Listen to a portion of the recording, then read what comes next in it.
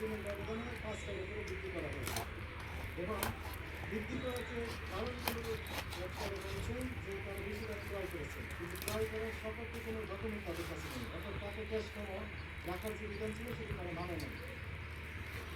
এই কারণে এই প্রতিষ্ঠানকে জরিমানা করা হয়েছে। বাকি আরেক করা হয়েছে এবং ঠিক আছে আমাদের ভুল হয়েছে এগুলো কারেকশন করবো।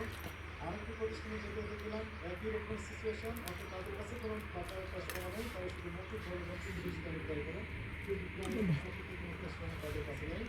কিন্তু অনেক পরে আসার সময় তারা কিছু ক্যাশ করা নিয়ে আসতেছেন, যেখান থেকে ক্রয় করছে তাদের কাছে বানানো যায় এগুলো 100 টাকা ভাড়া নেওয়া যায়।